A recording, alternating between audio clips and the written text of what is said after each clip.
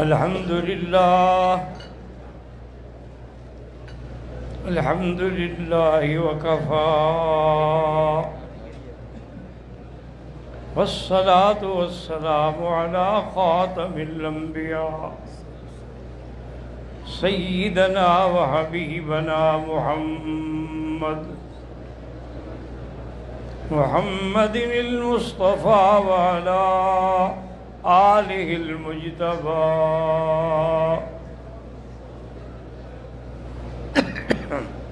وأصحابه النجبى اللهم صل على سيدنا محمد النبي الأمي الهاشمي وعلى آله وأصحابه نجوم الهدى أما بعد فقد قال الله تبارك وتعالى في القرآن المجيد والفرقان الحميد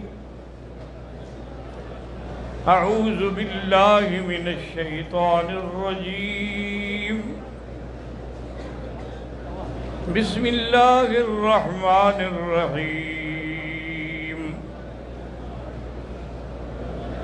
يا أيها الذين آمنوا اتقوا الله حق تقاته ولا تموتن إلا وأنتم مسلمون قال النبي صلى الله عليه وسلم لا فضل لعربي على عجمي ولا لعجمي على عربي إلا بدين وتقوى إن أكرمكم عند الله أتقاكم أو كما قال النبي صلى الله عليه وسلم صدق الله العلي العظيم وصدق رسوله النبي الكريم ونحن على ذلك من الشاهدين ومن الشاكرين والحمد لله رب العالمين. برادران اسلام، اللہ کی توفیق سے دروس حرم کے اندر سابقہ درس جو ہے ہم نے وہ توبہ کی فضیلت کے بارے میں دیا تھا، اور آج جو میں نے آیت پڑھی ہے اس آیت کا تعلق ہے تقوی سے،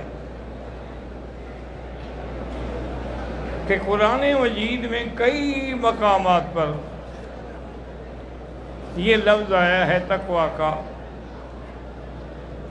ان اکرمکم عند اللہ اتقاکم۔ دوسرے مقام پہ فرمایا اولئک الذین امتحن اللہ قلوبہم للتقوی، صحابہ کے بارے میں، وَأَلْزَمَهُمْ كَلِمَةَ التَّقْوَى احق بها اہلہا، اور اسی طرح ارشاد فرمایا کہ وَمَن يَتَّقِ اللَّهَ يَجْعَل لَّهُ مَخْرَجًا وَيَرْزُقْهُ مِنْ حَيْثُ لَا يَحْتَسِبُ۔ تقوی کا معنی یاد رکھیں کہ یہ ہے کہ تمام خیالات فاسدہ سے ہٹ کر صرف اسی کا خیال ہو،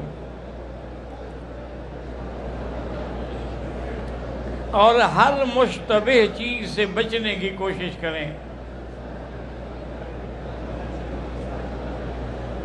صحیح حدیث میں ہے کہ حضور صلی اللہ علیہ وسلم اپنے گھر تشریف لائے تو آپ کے بستر پہ ایک دانہ کھجور کا پڑا تھا۔ حضور نے فرمایا کہ مجھے غرض بھی تھی، ضرورت بھی تھی، خواہش بھی تھی، لیکن میں اس بات سے ڈر گیا کہ اللہ جانے یہ صدقے کی کھجور ہو، زکوٰۃ کی ہو، میں کیسے کھاؤں؟ تو ایک دانہ کھجور سے بچنے کے لیے آپ نے وہ نہیں کھائی.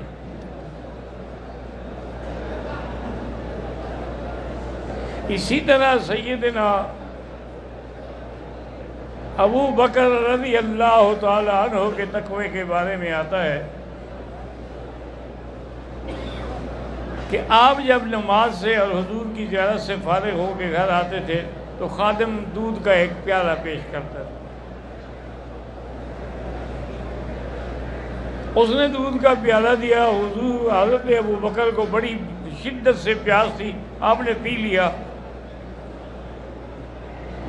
جب پی لیا تو پوچھا بھئی یہ روز والا دودھ تو نہیں ہے؟ اس نے کہا جی مجھے ایک دوست نے دیا ہے, میں نے آپ کو نہیں بتایا. زمانہ جاہلیت میں کاہن تھا, لوگوں کو غیب کی جھوٹی سچی خبریں دیتا تھا. ایک آدمی تھا, اس کو میں نے خبریں دی, وہ قدرتی سچی ہو گئی.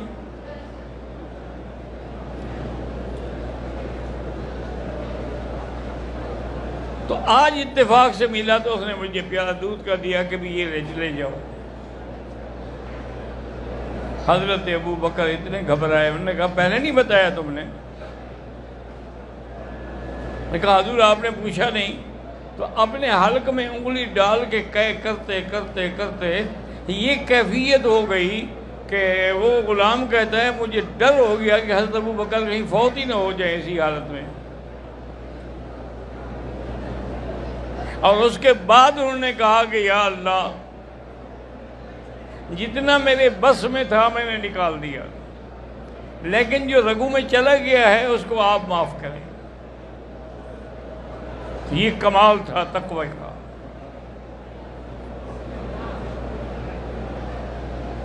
اسی طرح امام ابو حنیفہ رحمۃ اللہ علیہ کے تقوی میں علماء نے کتابوں میں تاریخ میں لکھا ہے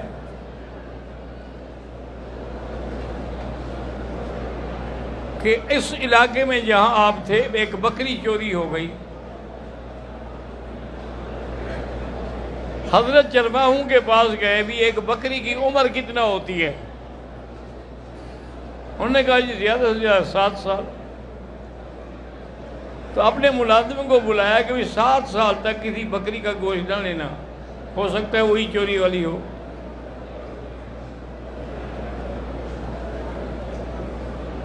ہم تو اللہ معاف کرے حج پہ آئیں, کہیں آئیں, قربانی کے پیسے ہوں, زکوٰۃ ہو, صدقات ہوں, ہر جگہ فنا در فنا.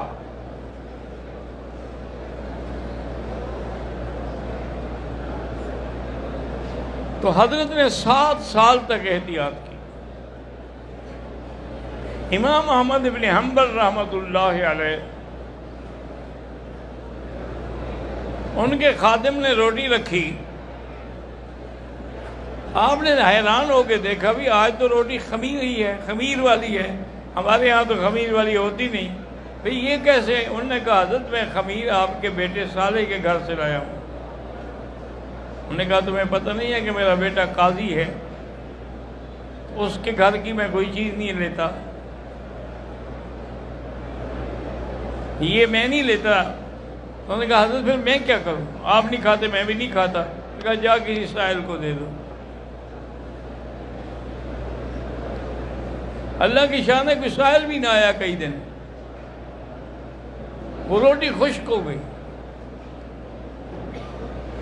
تو اس نے آ کے پوچھا کہ حضرت کوئی سائل نہیں آیا؟ فرمایا جا کے دریا میں ڈال دو. پھر خیال آیا کہ دریا میں جائیں گی تو بہرحال مچھلیاں تو کھائیں گی نا. کہا بھی اتنے دن تک مچھلی نہ لینا, پتہ نہیں وہی مچھلی ہو.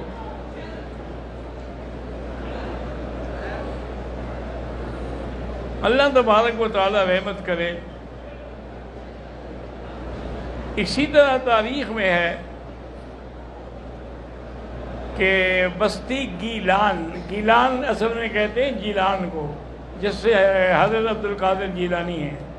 یہ بھی اسی جیلانی بستی سے تھے, لیکن کتابوں میں اس کا نام گیلان لکھا جاتا ہے. ایک صالح متقی پرہیزگار نوجوان تھا،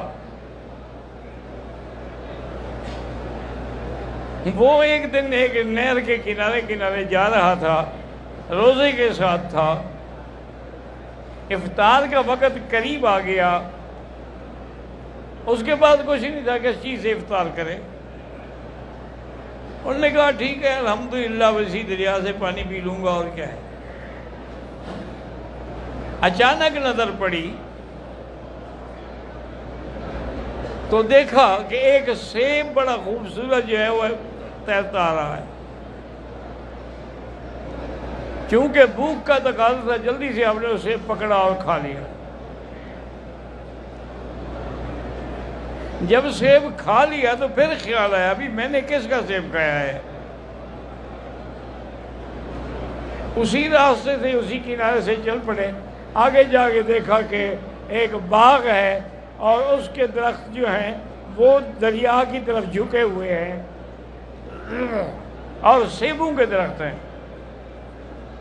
انہوں نے کہا لازماً اسی کا سیب ہے۔ باغ کے اندر گئے، ایک بوڑھا آدمی بیٹھا تھا، اس کو سلام کیا، سارا واقعہ سنایا، جی میں ایسے کھا بیٹھا ہوں غلطی سے۔ انہوں نے کہا بیٹا میں تو نوکر ہوں، میں تو رکھوالا ہوں، باغ کا میں مالک نہیں ہوں، لیکن میں آپ کو بتاتا ہوں کہ 40 سال سے میں نے اس باغ کا کوئی دانہ نہیں چکھا۔ اس کے مالک جو ہیں 2 بھائی ہیں، فلاں جگہ رہتے ہیں، ان سے جا کے بخشواؤ، میں تو کوئی مالک نہیں ہوں۔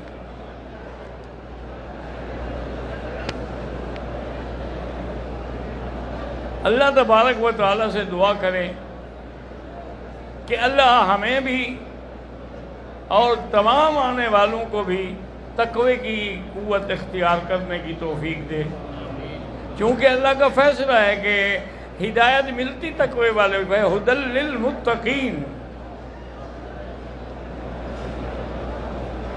اور متقین کون ہوتے ہیں؟ الذین آمنوا وہم یتقون۔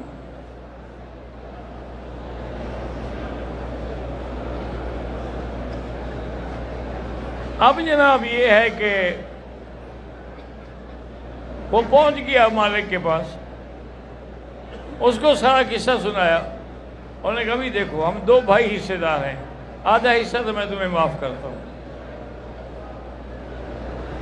باقی میرا بھائی جو ہے نا وہ فلاں جگہ رہتے، اس سے اس کا حصہ معاف کرواؤ، وہ تو میں نہیں کر سکتا۔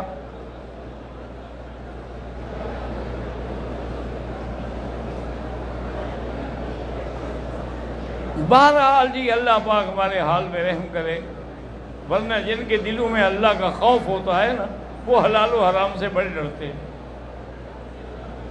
مجھے یاد ہے کہ میرے والد صاحب رحمۃ اللہ علیہ حضرت مولانا خیر محمد صاحب حرم میں درس الحمدللہ 40 سال درس دیا انہوں نے۔ میں ساتھ بیٹھا ہوا تھا، ایک آدمی آیا، بڑے ادب سے ملا اور اس نے ایک گٹھی نوٹوں کی پیش کی کہ حضرت یہ، فرمایا بھائی میں تو محتاج نہیں ہوں، مجھے کیوں دیتے ہو؟ اور اس نے کہا حضرت یہ زکوٰۃ کے ہیں، تو آپ چونکہ عالم ہیں، آپ کے پاس طلباء ہیں، آپ اس کو چلا دینا۔ فرمایا سارے مکے میں تمہیں میں نوکر ملا ہوں، میں تیرا نوکر ہوں، زکوٰۃ تو نے دینی ہے، چلاؤں میں؟ نوٹ لے کے پھینکے اس کے منہ میں، لے جاؤ۔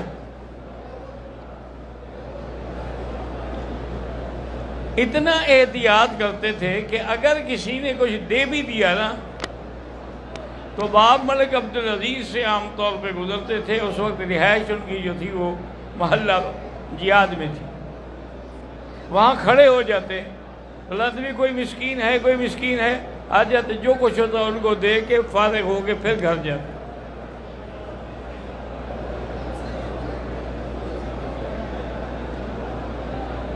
آج کل تو جی ہمارے پیر ہیں یا میرے جیسے جو مولوی ہیں، انہوں نے اپنے تویزوں کے بھی ریٹ رکھے ہوئے ہیں کہ شادی کا تویز لینا ہے تو اتنے پیسے لگیں گے، طلاق دلانی ہے تو اتنے پیسے لگیں گے۔ ہمارے علاقے کے ایک بہت بڑے پیر تھے، میں نام نہیں لیتا چونکہ بہت لوگ جانتے ہیں ان کو، میرے خیال میں اب شاید فوت ہو گئے، مدت ہو گئی، پھر ملاقات نہیں ہوئی۔ بہت بڑا محل بنایا ہوا تھا انہوں نے، اور وہ محل باغ کے اندر تھا۔ میں گیا کیونکہ میری جو بس جانے والی تھی نا وہ نکل گئی، اب اور کوئی بس نہیں تھی، تو میں نے اپنے ساتھی سے کہا بھی چلو پیر صاحب کی کر دیں، رات پھر وہی گزارتے ہیں، اب بس تو ملے گی نہیں کوئی۔ آیا تو باغ میں نے دیکھا کہ ہر درخت کے نیچے 2-3 نوجوان بیٹھے ہیں اور لکھ رہے ہیں۔ میں نے کہا یہ کیا ہے؟ انہوں نے کہا جی تویز لکھ رہے ہیں۔ پیر صاحب کو بھی پتہ لگا تو آئے، خیر مجھے ملے، بڑی محبت سے گھر لے گئے۔ میں نے کہا حضرت یہ کیا تماشا ہے؟ لوگوں کو تو یہ لکھوا دے سکول کے بچوں سے ہو۔ انہوں نے کہا مکی صاحب میں کتنے طویل لکھوں گا، 200-300 آدمی روز آتا ہے طویل لینے کے لیے، تو یہ لے کے میں رکھ دیتا ہوں، ہر کام کے لیے یہی طویل ہے، بس میں نے ہاتھ لگا دیا کام ہو گیا۔ اور اس نے کہا مکی صاحب آپ دیکھیں اگر 1000 آدمی ہو تو 10 کا تو اللہ کے یہاں کام لکھا ہوگا تو اس کا تو ہو جائے گا نا، تو جن کا ہو جاتا ہے وہ ہمارا مرید پکا ہو گیا، اور جن کا نہیں ہوتا ہم کہتے ہیں تم وہابی ہو، مولوی مکی کی تقریریں سنتے ہو۔ آج کل تو یہ حال ہے، انا للہ و انا الیہ راجعون۔ اس کے پاس گئے، اس کو حال سنایا، وہ کچھ سخت آدمی تھے۔ انہوں نے کہا کہ بھائی بات یہ ہے کہ میں تو معاف کروں گا، میری 2 شرطیں ہیں۔ ایک شرط یہ ہے کہ 1 سال تک میری بکریاں چراؤ، دوسری شرط جو ہے وہ میں بعد میں بتاؤں گا جب یہ پہلی پوری ہو جائے گی۔ انہوں نے کہا جی ٹھیک ہے، میں یہ نہیں چاہتا کہ بغیر اجازت کا مال کھایا ہوا پیٹ میں لے کے قیامت پہ اللہ کے دربار میں جاؤں۔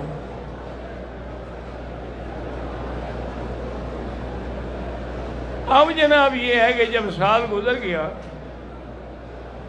ان نے بھی دیکھ لیا کہ یہ بندہ بڑا پکا ہے، کہ اپنی زبان پہ بھی قائم رہا اور میرے مال کی بھی حفاظت کی۔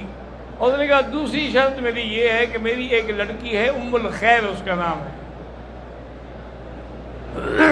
وہ آنکھوں سے اندھی ہے،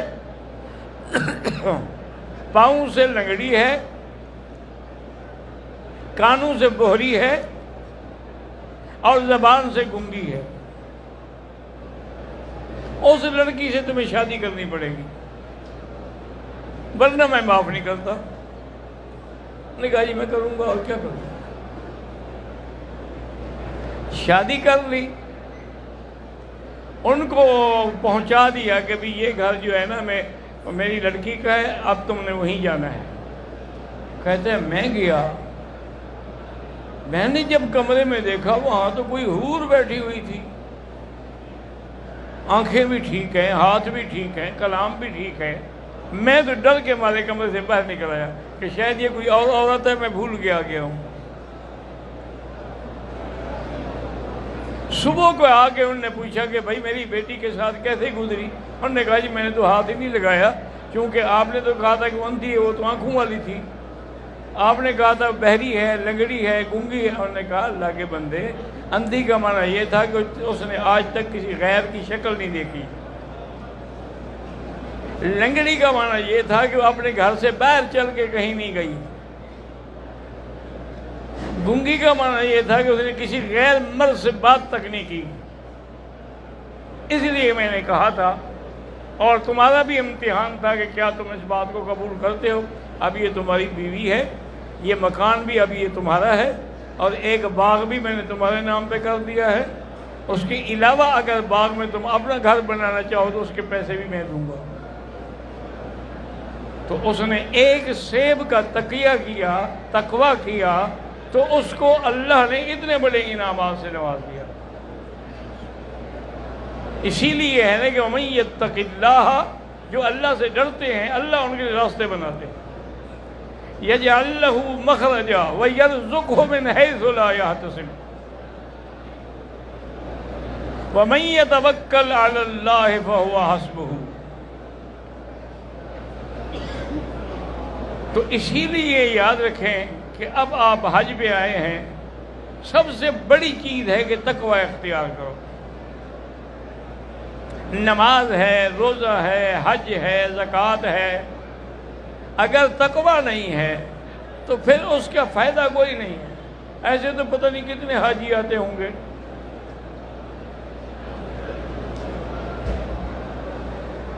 ایک مولوی صاحب سے تو اس کو ایک آدمی نے آ کے کہا کہ ماشاءاللہ جی آپ حاجی ہیں؟ انہوں نے کہا جی حاجی آپ ہوں گے، میں تو پاجی ہوں۔ منترا پاجی بگو یم تو مرا پاجی بگو۔ اللہ تبارک و تعالیٰ کے اب مسائل کو سمجھیں کہ جتنے دن اللہ آپ کو حرمین میں رکھنے کی توفیق دے، ہر حاجی پر یہ ضروری ہے کوئی ایک قرآن ختم کرے، اور کوئی مشکل بھی نہیں۔ ایک قرآن مکے میں ختم کرے، ایک قرآن مدینہ پاک میں ختم کرے، اور دوسرا جتنے دن اللہ توفیق دے، فرض نماز تو فرض ہے، نوافل بھی پورے کرنے کی کوشش کریں۔ باقی ایک بات یاد رکھیں کہ یہاں جو نمازیں پڑھائی جاتی ہیں فرض، وہ اول وقت میں ہوتے ہیں۔ ہمارے علاقوں میں، ہمارے ملکوں میں، پاکستان میں، ہندوستان میں، بنگلہ دیش میں، افغانستان میں جہاں حنفیت ہے، وہاں وہ آخری وقت میں نماز پڑھتے ہیں۔ ویسے دونوں یہ وقت جو ہیں حضور نے تعلیم فرمائے ہیں۔ اللہ نے جبریل علیہ السلام کو بھیجا، جبریل امام بنے اور حضور مقتدی بنے۔ اس کو بزرگ کہتے ہیں کہ تعلیم الاکابر من الاصاغر، کہ کبھی بڑا بھی چھوٹے سے پڑھتا ہے۔ اب حضور کا شان کہاں اور جبریل کہاں، لیکن دین سیکھنا تھا۔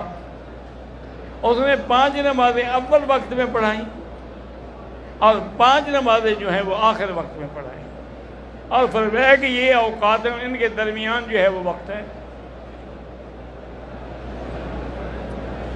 اس کی مثال مثلا یوں سمجھ لیں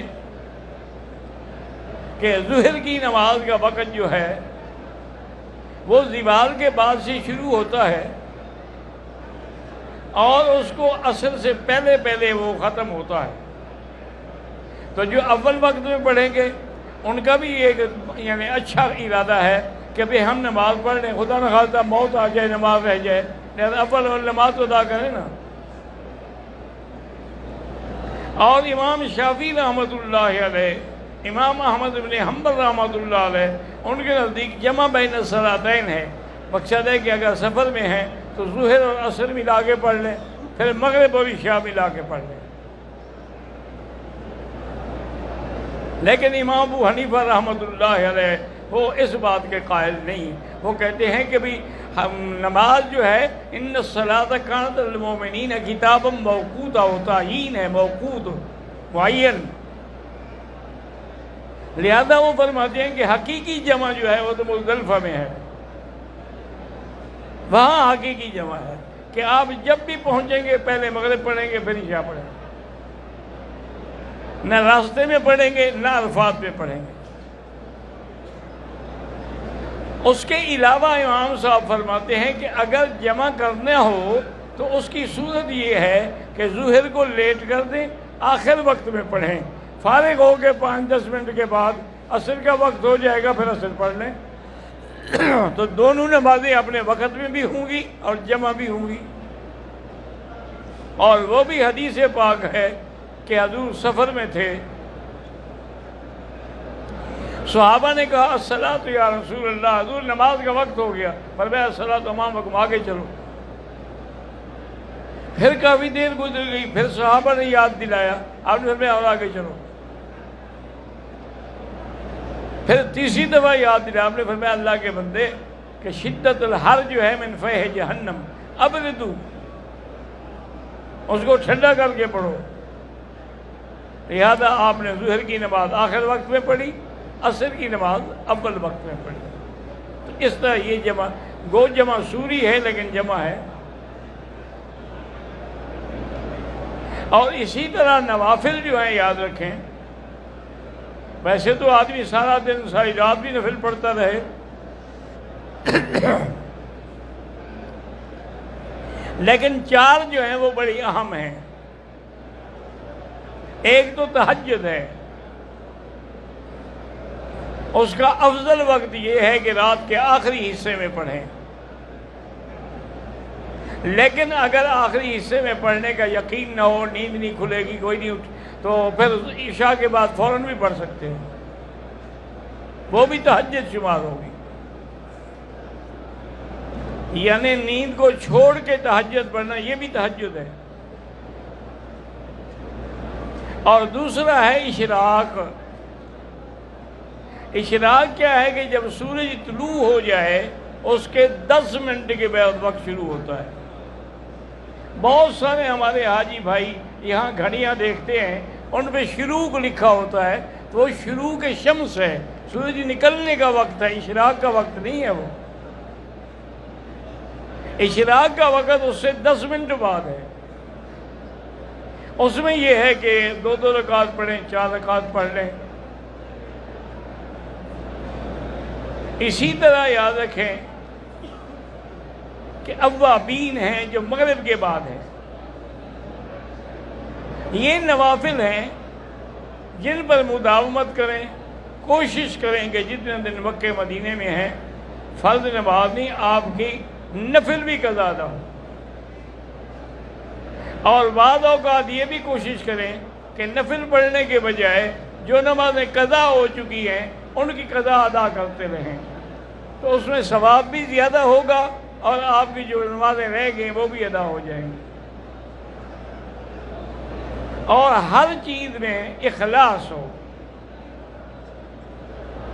یہ نہیں ہے کہ آپ نماز پڑھ رہے ہیں، جیسے حضرت شیخ سعدی رحمۃ اللہ نے لکھا ہے کہ بس زبان تسبیح ہو در دل گاؤ خر، کہ زبان پہ تو تسبیح ہو لیکن اندر کھوتے کھڑا ہے، گدھا بندھا ہوا ہے۔ نماز جب پڑھیں تو خالص اللہ کے لیے ہو، اللہ کی طرف ہی توجہ، ادھر ادھر نہیں ہونی چاہیے۔ قرآن پڑھیں، نماز پڑھیں، مزدلفہ جائیں، مینا جائیں، عرفات جائیں، یہ ایسے مواقع ہیں کہ جس گھر پر نظر پڑے تو دعا منظور ہوتی ہے۔ جب آدمی باہر سے آتا ہے اور کعبۃ اللہ پہ اول نظر پڑتی ہے تو جو دعا مانگے گا وہ قبول ہوگی۔ اور اس کے بعد یہ بھی دعا آئی ہے کتابوں میں، اللہم زد بیتک ھذا تشریفا و تکریما و تعظیما و وہابۃ و برا و تقوی، زد من کرمہ و حجہ۔ تو اللہ تبارک و تعالیٰ کے گھر پہ نظر پڑنے سے دعا منظور ہوتی ہے، اور ملتزم پہ جو بھی دعا مانگی جائے منظور ہوتی ہے۔ مقام ابراہیم کے پیچھے جو بھی دعا مانگی جائے منظور ہوتی ہے۔ صفا پہ کھڑے ہو کر جو بھی دعا مانگیں منظور ہوتی ہے۔ مروہ پہ کھڑے ہوں۔ اور اسی طرح یاد رکھیں کہ جو لوگ حج سواری پہ کریں گے ان کو تو حرم کی نیکیاں ملیں گی، لیکن جو پیدل جائے گا تو اس کو 700 حرم کی نیکی ملے گی۔ ایک ایک قدم پر 700 حرم کی نیکی۔ حرم کی نیکی 1 لاکھ کے برابر ہے، تو 700 سے ضرب دے دے اس کو۔ اس لیے اللہ تبارک و تعالی تمام آنے والوں کو تقوی کے ساتھ زندگی گزارنے کی توفیق عطا فرمائے۔ وما علینا الا البلاغ۔